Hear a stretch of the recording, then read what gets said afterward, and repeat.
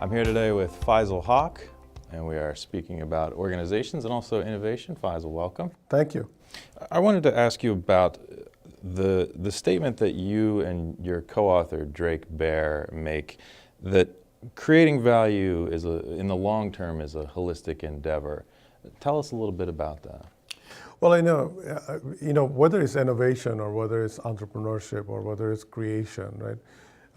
Reality is that this is a very human journey, right? So if you start looking from that point of view, you have to understand where the motivation for innovation or creativity comes from. It comes from your soul. So if you look at it from that point of view, unless we lead ourselves and our organization and our companies or whatever from that holistic mindset with the authentic calling from the person who's leading, usually it doesn't translate into anything that other people can connect to, right? So that's why we say it's a holistic journey. I know Marshall Goldsmith wrote the foreword to your book, and he has stated in the past that human beings, their natural default response is to experience inertia. Organizations can fall prey to that as well. What role does the leader play in helping to create momentum?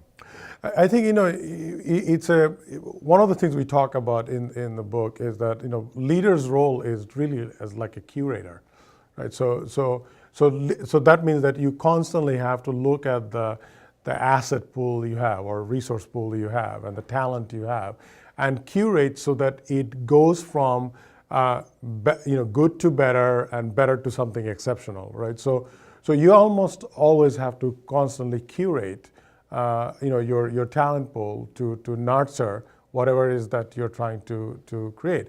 And it starts by understanding the motivation, personal motivation of each person has, and understanding how to connect with them emotionally, and only then you can take them to the next place. Financial motivation is not always the motivation why people create something or why people innovate. If that was the case, highest paid people would always be innovating, right? That's not the case. Right? It's that extrinsic versus intrinsic Absolutely. motivation. Absolutely. One of the sections in the book that I don't think anyone should miss is Faisal's discussion of organizational structure. Now, you point out that structure can be created almost without intent within an organization. Mm-hmm. Tell me about the difference between structures that are created to push a product versus ones that create value. So, one of the things that we talk about in the book is that, you have to look at where society is today and how companies are being formed and how things are being built, right? So it used to be the case that you have a structured company and everybody within the company works and they create and then they take a product out and market, whatnot. What has happened more and more, the people that we want to attract to help us doesn't actually work for us. Mm. They're all outside, right? So we talk a great deal in the book about movie industries, or even look the way Drake and I did this project with McGraw-Hill to create this product. I mean, it's not like we work for one company, we actually work for many different companies, right? So you almost have to look at it, like in movie industries where people comes together with different kind of roles and different kind of expertise, and you create that movie, and then you move on to the next movie, and you're not playing the same role. The leading actor is not the leading actor for the next movie, right? So if you look at it from that point of view, it becomes very much of what's the objective that you're trying to achieve, and how do you motivate the people and let them play that role to do that. So somebody who's creating today may not be creating, they may be supporting the creation process. Somebody who is taking the product to the market may be the person who goes back in actually creating the product. So you look at, goes back to that motivational factor, and also what is it that you're trying to do and how does that connect inside the organization and outside the organization. That's how you should drive the new generation leadership mantra. From a perspective of the organization, this idea, it's from a talent perspective. You create clusters that can be shifted and moved depending, in most cases on project, or can it vary as to how clusters are formed?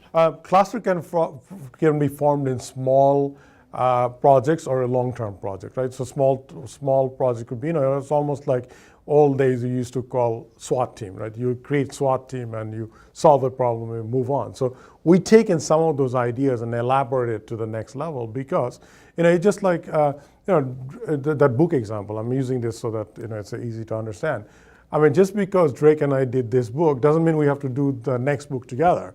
We'll be writing, we'll be doing another book, but may not be doing next book, right? So it's kind of like that. Like you look at the expertise and what you're trying to do, and you bring the right people to the level, to the play, and then you do it. So for example, who is to say that a software designer today could not be the greatest marketeer? Or who is to say the greatest marketeer couldn't design the functionality what a software should be doing, right? So what he's really talking about is cross-fertilization of expertise. And here, you talk about diversity. Here, we're talking about diversity of experiences and diversity of the skill set and diversity of curiosity, how you look at things, right? Because innovation, creativity is very much of, as I said in the very beginning, comes from your soul. So if you cannot create that diverse mindset with diverse experience base, then you cannot constantly create and innovate and create value. And two aspects of this that I think are important, one from the organizational side and one from the individual, is the notion that for an organization, this is a chance to test potential future leaders within the company.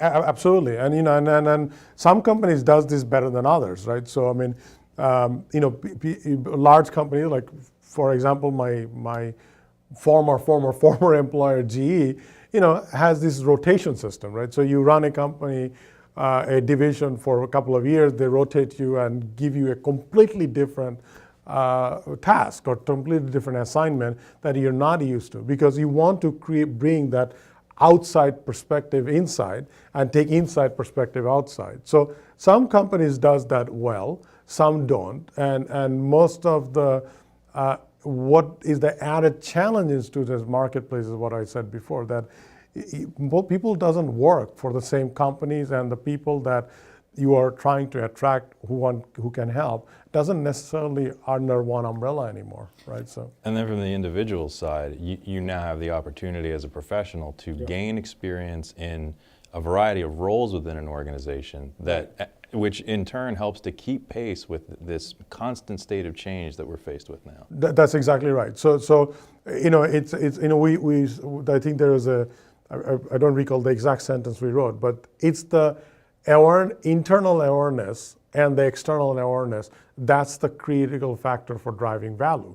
So when we made that statement, we meant that it's how we feel about ourselves and how does that feeling connects with outside, and how does outside whatever things that are going on impacts our inside. That two connection is what that connectivity is. We're not talking about connecting with somebody on social media. We're talking about connecting with how you think and how you behave and how you nurture yourself to create that next generation value. Faisal Haq, thank you. Thank you so much.